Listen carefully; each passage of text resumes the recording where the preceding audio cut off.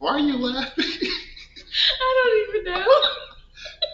we, we didn't say anything before we started. You just bust out some laughing. I do that a lot. Welcome back to the Traveling Businessman. I'm Corey, the creative director at Career Marketing. This is Samantha, the genius behind Golden Lee's, the best tea in Kentucky, and her employee Jax makes the best coffee in the world. I trained him well. She did, because that coffee is banging. I'll leave work. Oh, We do have awesome coffee. You do, but I'll leave work for any reason to come down here, get here before 4, and get some of that coffee. Losing hours of work for this coffee, so you come down here and you get you some. It is real good coffee. It is. So, as we mentioned earlier that we're going to start a tavern, and here's my question to you, so you can't get away from it. Of course. Are you going to come and do the layout for our tavern? Oh my God, yeah. We'll pay you for it. Well, Christy will pay you for it. Out of her savings. I'll use my savings to do other stuff. That's messed up. Well, I'll make sure in the contract it specifically says that it comes out of Corey's account. So we have a joint payment at that point, and then I have my secret account that I've been planning this whole time. Speaking of account, you should talk to my financial advisor. I will. I really will. If we need some financial help when it comes to this. I mean, I love it. I feel very liberated now, and I'm kicking myself that it took me so long. So what does she do for you? Right now, she basically, like, you've heard of Dave Ramsey, right? And so he does like this envelope system where you have your money and you lay out your bills essentially, and you go, okay, this money's going here, this money's going here, this money's here, and then whatever is left over goes to like your savings or play money or whatever. But you basically you budget every single little thing. But when you're paying off debt, when you, like, let's say you pay off your credit card, well, that money that you've been using for your credit card isn't play money. It goes to the next thing that you're trying to pay off, so that all the money gets shifted, so you're paying off, and basically you're living debt free. Right. So that is something that me and Jesse have always, like, on and off have done. And I did it for here too. And so when I finally, was like, okay, I'm ready to listen, she asked me what I was doing, and I was telling her that, and she's like, great, let's automate it. And I was like, ooh, tell me more. So it's basically what we do is that, like, the way that she described it or explained it to me was like, you have your big, like, hot air balloon that all of your money goes in, and then you have little buckets. And so basically, like, you have a little, like, for me,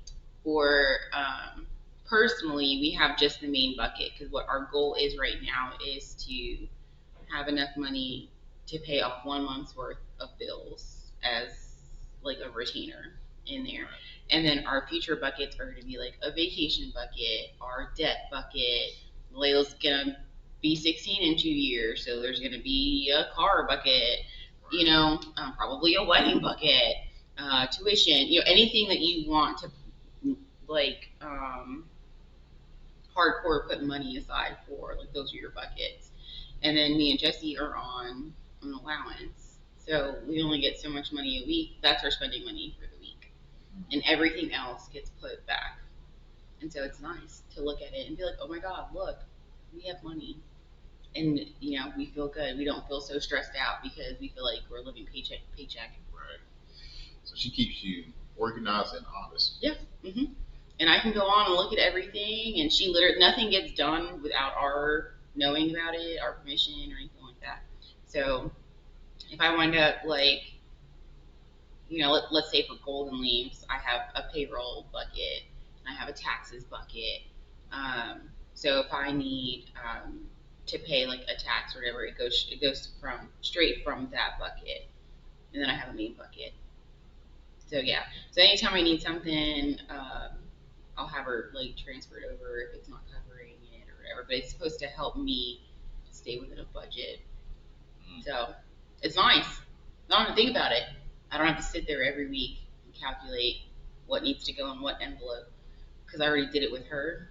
And I'm like, this is on the high end, and then she just transfers that money Right. in there. So for you, that's what you could do. You could start that now, and have a tavern bucket. And then when you're ready, move that tavern bucket to a main balloon, and then your other buckets. Yeah, I'm a payer to talk to me, Yeah. so I can listen to it every single week and then absorb it as part of my company. So now we offer financial advice as well. Hysterical. That's my plan now. I'm thinking there's some kind of certification that goes with that. We are not providing financial advice. But we are also providing financial advice so you can come to We're providing financial experiences and uh, hmm, 'cause it's a fine line, advice versus her, what she's doing. She's right. She's a professional. This is what I'm doing, and I suggest you go talk to Amber. Right. With Edward Jones. Oh yeah. Amber Middleton. She is with the company, so I don't want them to try to sue. Yeah. But she does want to come to career marketing at any point. Not advertising that she could, but there is a spot for a financial. You might want to start working on an Amber Middleton bucket. Yeah, I know I have to pay her a lot of money. I'm sure. But yeah, we were talking about, what were we talking about? Before the financial advice, you were talking about what you were doing after school. Oh. What was I doing after school? Yeah, the job that you have. After I graduated? Mm-hmm. Oh, I worked at a portrait studio. Right. I remember we talked about that in the earlier podcast. But I think so. What was, since you started working there and eventually you ended up at Four Sisters and you started Golden Leaves. Mm-hmm. So what about doing that and being with the woman that you were with at the company that stopped you from doing that further? The portraits? Mm-hmm. Oh, I still do portraits. I just, I mean like full time, like your professional career. Because not saying I don't like hard work, but it was like impossible for me to break into doing portraits full time. I still do portraits, but now I've recognized that it was more of a therapeutic outlet than it was me needing it to be monetary. Because like I still have people who reach out to do pictures, and I'll do the pictures because I've done their pictures for so long, but I don't get anything therapeutically out of it. Now, when I see people, I see them how I want to photograph. And so it's just a matter of like, if I want to talk to that person enough to get them comfortable, be like, hey, can I take your picture? But for some reason, it was just one of those things. It just never, every time I would be like, okay, I'm going to focus on this because I need this this is what I want to do. It would never happen. I would have something big happen in my life that would constantly push it to the back burner. And every time I would try to like pull it back out, something big would happen again. And I'm just like, what the crap? And it was like I wasn't learning my lesson. It was like, okay, handled that. Let's go back to this. Oh, catastrophe. Oh, okay, set that down. Do it again. But then with Golden Leaves, it was cakewalk. I thought it was going to be hard again, right? Because everything that I was trying to do for photos was hard. And with this, it was so easy. And so finally, I had to just be like, all right, I'm listening. And apparently, I just had to realize that this was not going to be my full-time job, but I could still do it. It's not like I sold my camera. I still have my camera.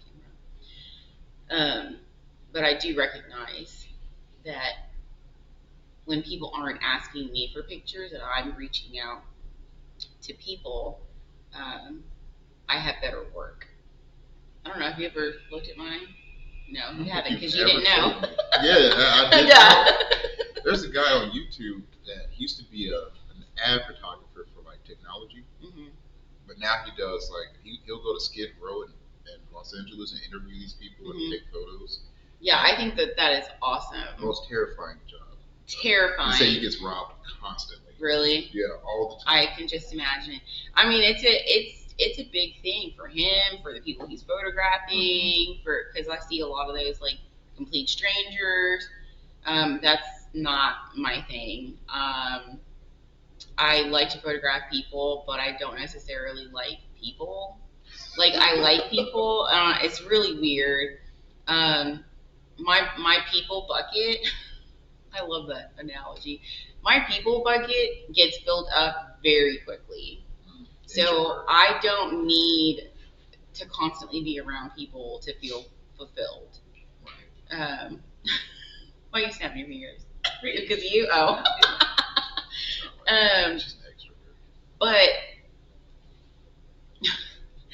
I can be an extrovert, but I can fake it. I can fake being an extrovert. Yeah, I can fake it.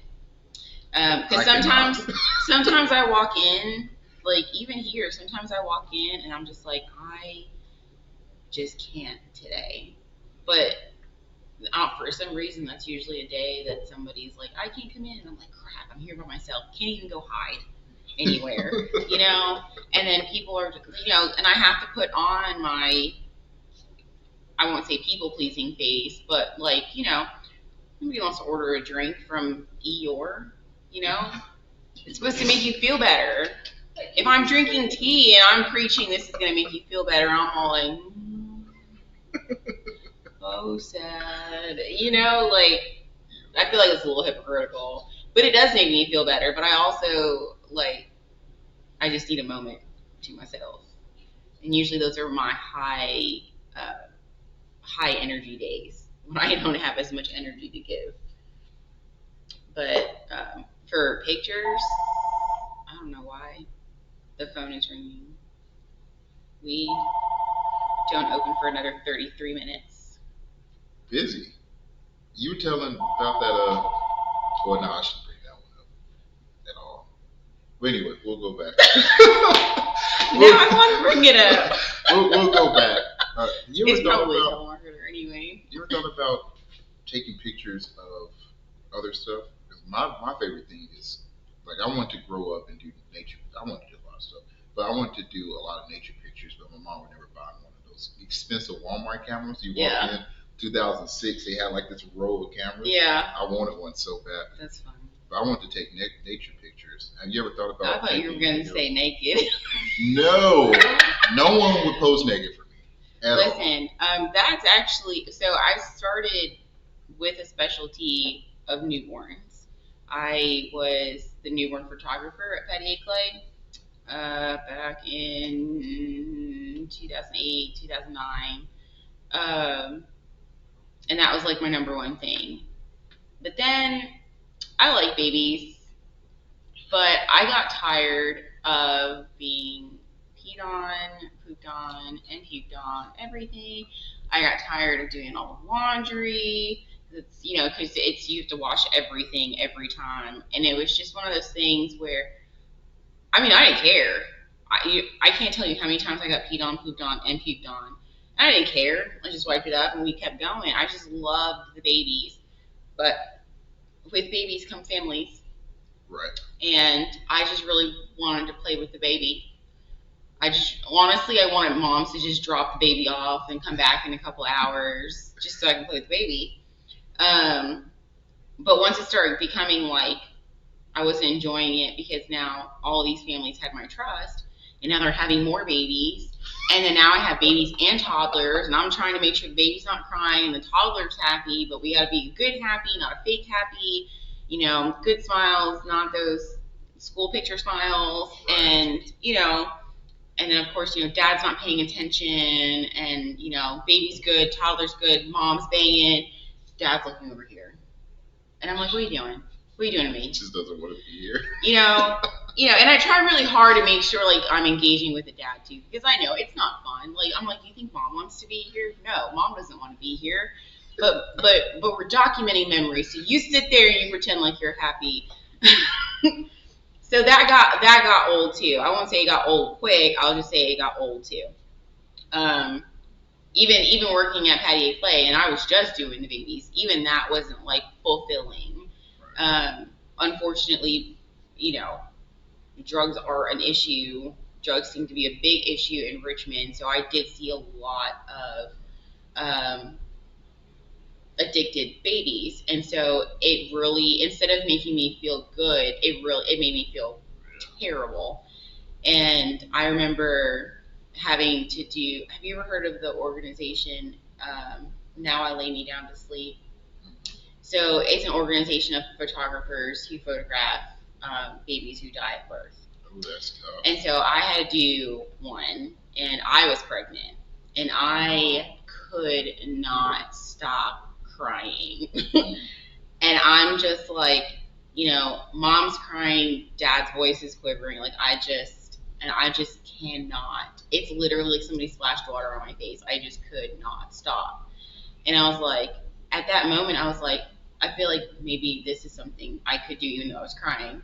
But I was like, no, I can't do that. I feel like I'm not strong enough, and kudos to the photographers who can do it. And I'm not saying they do it emotionless either, but I just could not pull myself together to do it. So with all of that, I just felt like I like babies. It just wasn't giving me a positive feeling. So I wound up switching it, and I really was starting to focus on women and empowerment and building women up and just expressing what I saw in them, what they didn't see in themselves. And so that was where I was completely starting to transform my work. And my daughter was dealing with bullying, so I was always taking her pictures because I wanted her to see what I saw. And that was one of the things I wanted to get, like preteen girls who I just wanted to tell people stories through how I saw them. But even with all of that feeling, it still could not, I could not get it. Because I guess because I didn't want people coming to me being like, tell my story. Because I felt like it wasn't genuine anymore. Does that make sense? Yeah. Yeah. Sorry, I just took you through a bunch of different emotions real quick. Hey, I asked the question. Have you ever thought about moving to Salem, Oregon? Where? Salem, Oregon. Oh, I'm sorry. I heard something completely different. I'm like partially deaf. I was like, what? Sorry. No. One day you're going to want to open up a bigger shop, and I'll be right there, snatch you. Why is that where you're going to put your tavern? Yeah. In Salem, Oregon? Yeah. Listen, you want to hear something funny about that? Have you been to Oregon? No. Oh, okay. But here's the funny thing. And so I feel like I've talked about Jesse before. But Jesse's family, a lot of them, the majority of them have like never left Kentucky or ventured past Tennessee. That's her family. And in Missouri. me and Jesse have been together for almost 17 years. So when we first met, I mean, this is 2006 when we met. And Kentucky does not do well with minority, whatever that means to you, right? And I'm not just talking just black people or just Mexican people. That's literally all they know. They know white, they know black, they know Mexican. And if you semi-fit in one of those categories, that's what you are. Right. Okay? If you don't look 100% white, again, whatever that means, then you're Mexican. But if you don't have an accent, then you're not Mexican, you're black, right? Right. So to introduce people to be like, well, no. First of all, not everybody's African American because not all black people are African. Thank you. Okay? And not all Hispanic people are Mexican. And not all Hispanic people have an accent. So that was my big thing. And I love Jesse's family. They are the cutest. And sometimes it's one of those, like, it's an ice machine. It's fine. It's okay. It's not a ghost, I promise. She was about to bounce. We don't go looking for noises, Chrissy. Okay. She was raised with the way. They do that. Look, the Babs did that the other day. It was hysterical. But the whole like ignorance is bliss, and I've actually seen people's resolutions this year is just that. Like, I want to be so out of it that I don't even know what's going on, and I'm like, I can appreciate that. I really can. So it's kind of like the ignorance is bliss kind of thing, because like you can't help but laugh, because it's like, wow, I've never met people who have not known so many different like ethnicities and stuff. So Jesse was telling his aunt that I was Puerto Rican, and she was like, "Oh, what part of Portland is she from?" When Jesse told me that, I was like, "Your family really needs to get out of the state." They need, yeah. Oh, that's hilarious. And I tell that story all the time because I just think it's so funny, because it was so innocent. Like, it's not, she wasn't trying to make me feel bad. I wasn't there for the conversation, but it was just one of those things that I'm like, but I have come across a lot of people who don't know what Puerto Rico is, where Puerto Rico is, and they swear it is not a territory part of the United States. And it just cracks me up because I'm like, oh, bless your heart. That's hilarious.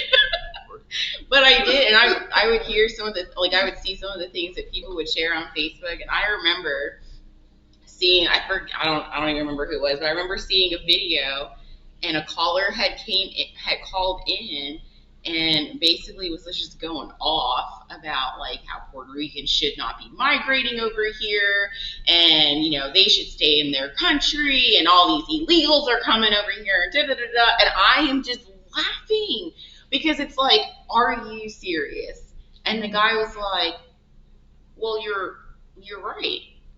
And at first I was all like, what? And he's like, no, yeah, they are moving because they're citizens. And the guy was just like not grasping that at all. And he's like, they shouldn't be coming over here illegally. And he's like, well, if that's the case, then nobody should be allowed to move out of their state. And he's like, why is that a bad thing? They are moving from a territory to another state because they have better opportunities. Do you not do that? Do you not move to another place for a better opportunity? She probably doesn't. That's the problem. She probably doesn't. Oh, the caller. Oh, I thought you were trying to slide mark on Chrissy. No, I was getting ready to hurt you. No, she's willing to move. She's ready to go. But I got a funny story about that hits right on that subject. So I worked in this factory about 2 years ago, and me and this guy Raymond Rodriguez got into not really a fight, but he followed me into the bathroom and started talking a whole lot of stuff. And I was like, you want to do this while I'm peeing right next to you? And he just kept talking. So I was like, all right, I'm going to clean up here and wash my hands and leave. So he walked out the bathroom talking. So then we got into a screaming match. So this guy named Billy walks over, and he's like, Corey, is this guy bothering you? Right? So the whole factory's now starting to move towards Raymond. And so I'm like, look, man, just get out. So he starts walking out. He said, oh, you think you're tough because you're black? And so he just starts booking it right out the factory. So Billy was like, what's that guy's problem? Isn't he black too? I was like, his name is Raymond Rodriguez. Billy, he's Mexican. I would think maybe there's a little bit of some kind of ethnicity in there. Listen, I mean, people are constantly evolving, and I appreciate that.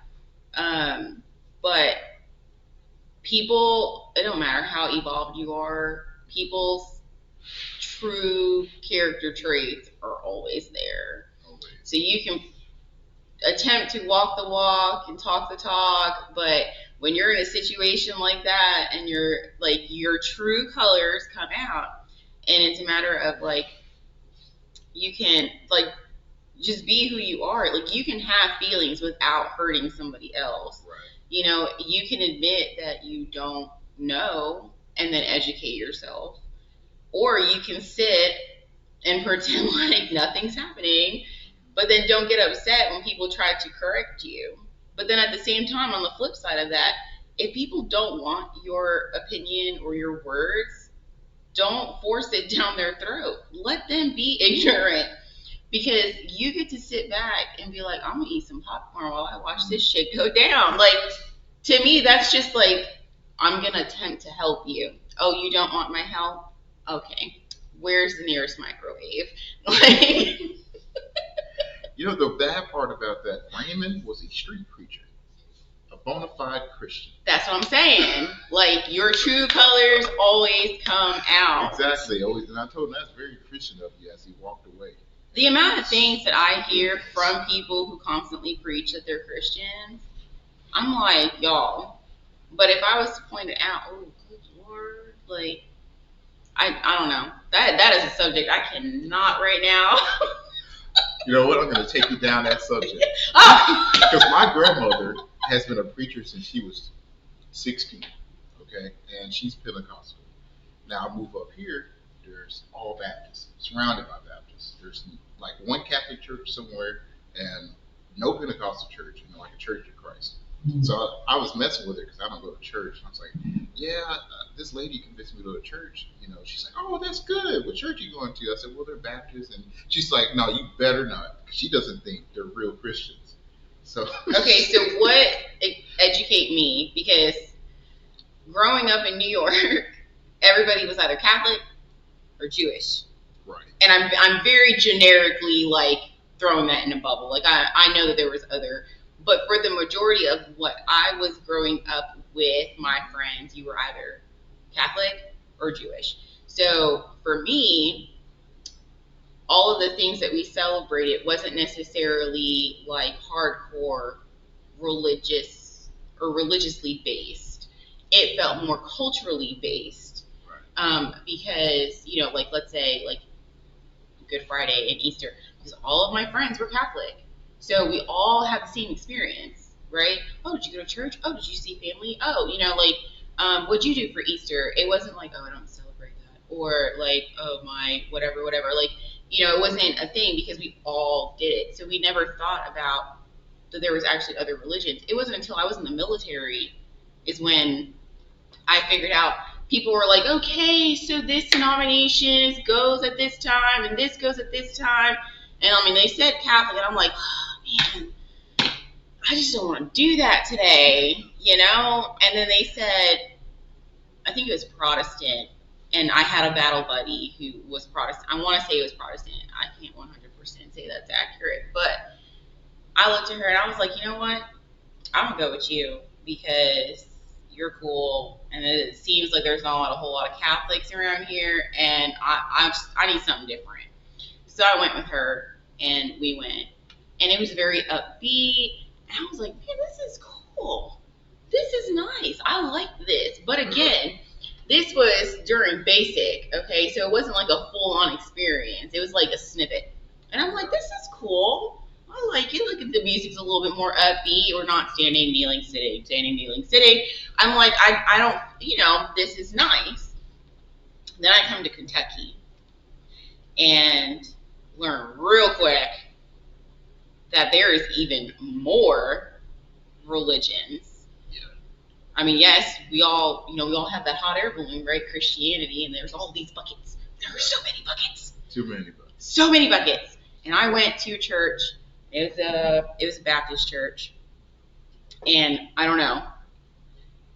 First of all, Catholic, you go to mass, you are in your best clothes, like top notch or whatever, and you know, you don't make a sound, because then the really super uptight Catholic person over there is going to look at you and just curse you without saying a word.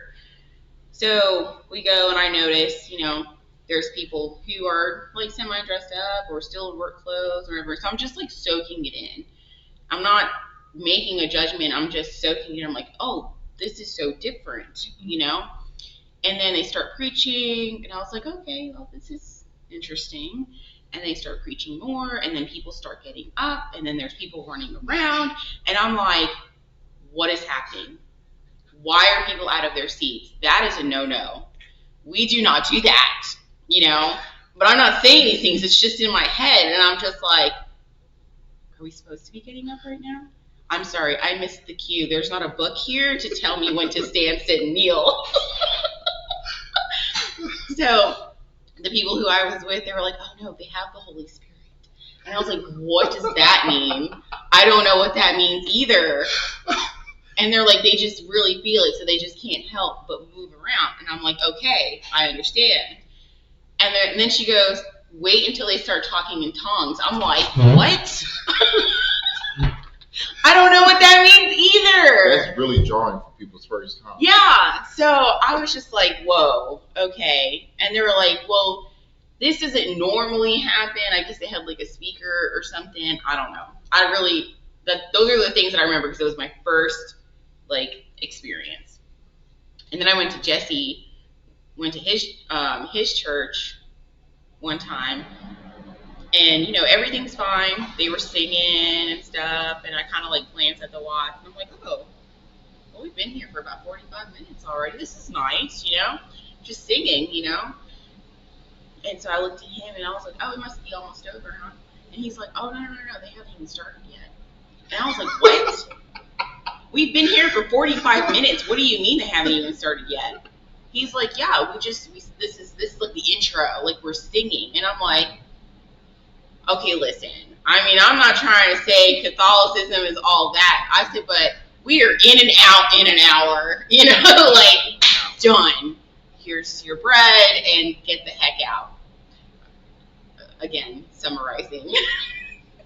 But so then the preacher starts talking and stuff. He's talking, I'm listening, and it don't matter where I've been. There's always something that the preacher says. I'm like, I feel you. Okay, I'm with you. And then they say something. I'm like, you lost me now. You lost me. Because oh damn, I don't believe in what you literally just said. I'm like, you were doing good. And then you just said something that just kind of rubbed me the wrong way. And I'm just like, okay, well, all right, well, I'm still gonna sit here, because I'm in someone else's space, I'm not gonna be like, that's just not who I am, not unless I need to. But then he starts getting really, really excited, and like he does this, like he's preaching, and he takes this big breath, and he's preaching, big breath, and I'm like looking at Jesse, and I'm looking at this man because he's getting real red in the face, and he's preaching, big. No, I can't remember. He takes that big breath, and I'm like, Jesse, is he about to have a heart attack? And he's like, no, he's just very passionate. And I'm like, because he's making me nervous with the whole like, and I'm like, he sounds like he's gasping for air. And he's like, well, he is. And I'm like, okay, because it's one of those things. I'm just trying to soak it all in. I'm trying to understand in my mind like what everyone else, And then that's when people started walking up to the altar, and I'm like, I don't have to go up there, right? And he's like, no. Those are people who are about to be saved. And I'm like, what does that mean? And he's like, they're accepting Christ. And I'm like, don't people do that every day, though? Like, you know what I mean? Like, when I met Jesse, I was 18, okay? And so I'm being thrown into an entire world that I've never, so I'm just trying to, like, to me, that seemed weird. I'm like, but I believe in God every day, like, to me, that just didn't make any sense. And he's like, no, like, they probably, like, lapsed, and they're coming back, and, then they're going to get baptized. And I'm like, well, you get baptized at birth. Well, hello, wake up call, Catholics get baptized at birth. Oh, okay. And they're like, yeah, so you get back. So I'm trying to, like, understand their version in alongside of my version, right? We get baptized at birth because even though as weird as I think it seems, we are born with sin. Me, I'm like, how do you look at a newborn baby and go, yeah, you're full of sin? Like, it's literally a blank slate. Like, that's how I feel, right? But that's not what we're supposed to believe. Anyways. So yeah, he started, and I'm like, all right, well, as long as no one's gonna get ready to die, like, he's really making me nervous with the breathing thing. And then, like, and I've never witnessed, like, I've seen videos and I've seen pictures of people, like, being baptized and stuff. I feel like those are some freaking awesome people to trust somebody to hold them underwater. Yes. Terrible. You know what I'm saying? Like, Jesus is my man, the Lord, like, we got a line, but I don't know if I trust mankind to hold me underwater and to let me back up. You know what I'm saying? Like, that's what's terrifying to me. And I understand people are probably like, oh, well, you gotta trust that the Lord is gonna bring you back up. And I'm like, He has created some sketchy people. They could be the ones that are getting ready to drown my ass. You know the ones that are worse? The old, like, slave preachers dumping people in the lake. Yeah. As they baptize you, that's even worse than the way we do it now. Yeah. I mean, anything is in that lake. Yeah. They're baptizing people in cold, naturally cold water. Yeah. Bringing them back up. Yeah. I mean, that seems like the perfect crime to me. No, I would say so. No one would blame the preacher. You know what I'm saying? I saw the devil in him. I don't know. That's what they used to do. He needed a little extra shake. That's what the old He was flapping, all of a sudden he just stopped. I just thought he had, the Holy Spirit in him. They used to throw women in the water. Like, well, she drowned. She wasn't a witch. When she comes back up, she most definitely is. Yeah. There's no way to be wrong. My ass definitely would have came back up, though. I'd have been like, I'm not a witch, I promise. My ass would have floated right back up. I'd have been like, damn. Now they know. Now I know. Like, yeah, right. It's a crazy shit, I have wasted so much time. Oh, I almost outed you. Again, I almost outed you. I'll tell you. Jeez. Oh. But, yeah. Growing up Pentecostal was a jarring experience. Because just like you, I didn't know there was other religions until I was about 16. Because they that weren't was my around. question. I tend to go on a tangent. I'm sorry. Oh, so what did you say your religion was? Pentecostal. So what is the difference between Pentecostal and like Catholic or Baptist or whatever? You want me to start there? I mean, summarize. What time is it? We have 8 minutes. I have 8 minutes? All right, I won't go back that far. So I know that a lot of it started to break off around Martin Luther's time, where he started chastising the church for all of what they were doing, the Catholic Church. So he started to break off, and that's where Protestantism came from, was Martin Luther. So then descended from that came the New Protestants and the Protestants. So the New Protestants believe that you communicate directly to God, which is why they speak in tongues. And the Holy Spirit will come down and join the church whenever they feel like it, which is why people get up and jump around, right? They believe that God wants you to praise and scream out. That's the main difference between that and Catholicism. They also follow that they worship Jesus more than they do Mary. I think you guys not worship Mary, but you sing your praises to Mary, right? We do, yeah. We have, all the saints and stuff, which always is interesting to me. The saints?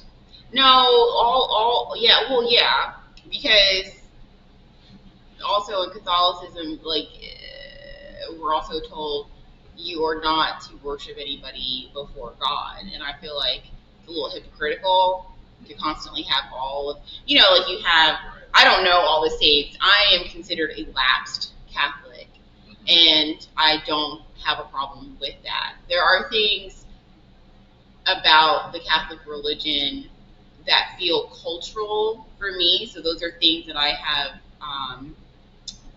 handed down to my kids.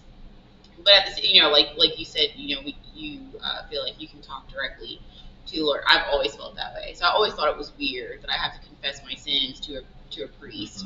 And then when you start really diving into the history of religion, and you're like, oh, now I understand why you want me to confess to the priest. It's because back in the day, that was the king's right-hand man. So yeah, if I know your secrets, guess what? So does the king, and I can use that to manipulate you. I don't want anybody to manipulate me like that, So for me, when my kids, they were baptized at birth. Well, they were baptized, and then they did their communion, and they both have done that. And they had to do the whole confession thing, and I looked at them and I was like, listen, just to please the church, we're going to do this one time. After that, you do not have to do it again. And I know I'll get back whatever backlash for that, but I don't need a middleman. I can literally talk to Jesus whenever the fuck I want to do. Anytime, today, right now, in the shower, in the bed, in my dreams, anywhere. I don't need to bottle it all up and wait for confession time to say it. You know what I mean? And why does my communication line only acceptable when it's sinful? True. Why does it? You know what I mean? Like, why can't I talk to him about good things? Be like, man, thank you for that. Like, threw it out in the universe, and like like, whoo, when you're driving and somebody just, whoo, that close to hitting you and you miss, you're like, whoo, thank you, Jesus. Like, well, I don't understand why people wait for something bad to happen to then cry out. So that's always been my thing, and I'm such a people watcher, so I'm just like, I was telling that to Baz the other day, because I forget what she asked me. And I was like, I don't know, I see things completely differently than other people. Like, this cup is dirty. Okay, go wash it. That seems like an easy solution to me. You know what I mean? But to other people, they're like, well, all the cups are clean, so I can't have anything to drink. You know what I'm saying? Like, there's people like that. They're like, all of the dishes, and they're like, well, I can't eat anything, or I can't make anything. No, just clean it. I mean, just clean it up. I mean, isn't that what Jesus tells us? Like, there's no issue too big that you can't cry out for. So like, he's not going to magically clean your cup for you, but he gave you two hands. He gave you the opportunity to go do that yourself. So be like, damn, Jesus, my cup is dirty. And then he's going to be like, yeah, bitch, go clean it. I mean, I don't know if that's what he does. In my imagination, that's kind of what happens. That would be pretty funny if he did do that. There's some stories of like the real Jesus, him doing something like that. Like, why would I wash your feet? Just go wash them. The lake is right there. Right. And I can appreciate that somebody is willing to do that and they want to do that. But I feel like, because I saw like the cartoons of that, and it was all like different people, every denomination, every gender, every color, and it was Jesus washing their feet. And I'm just like, who's washing Jesus' feet? Y'all are sitting in the chair letting somebody do that for you. But what are you doing for other people? Like, yes, yes, he is washing our feet for us. That doesn't make you better. What makes you better is, okay, now you go. And so it made me, I actually saw somebody, it was like a Facebook reel or whatever, and it was a bride and groom, and the bride was washing the man's feet. And at first glance, I'm all like, oh, hell no. But then, like, you understand it's the humbleness. Now, granted, the video was just on her washing his feet. I would like to assume that he also washed her feet. That there was a balance there and not a submissive message. So I'd like to believe that that's what the message was. Whether that was the case or not, I don't know. But in my world, that's what the message was. That's the message for me. She won't ever touch my feet. I guarantee. I don't want her. No, listen. Here. Yeah, no. If that was a deciding factor for me and Jesse, we would not be married right now. I guess that's 9 o'clock, right? It's 8:59. It's 8:59. Let's see what time are we? It's 8:59. I meant like how long? I guess I can't tell on here. Oh, it's like, I don't know. We got started at like what? Well, it was like 8:20 when we started. Really? That long? Yeah. Okay. What's it say? You're at 43 minutes. 43 minutes. Well, we'll close this one out. 9 o'clock. I promise. Always close at opening time. I think one time we went over to 9:10. I felt so bad that day. Oh, that was the day that Amber came in too. She was getting. So thank you guys for watching The Traveling Businessman. Again, this is Samantha, and she's the owner of Golden Leads. Come check her out, 830 Richmond Bypass. Okay, right through the middle, to the right, giant Golden Leads sign. You can't miss it. The whole mall smells like her shop. The whole mall, no matter where you go. So thank you guys for watching, and see you again.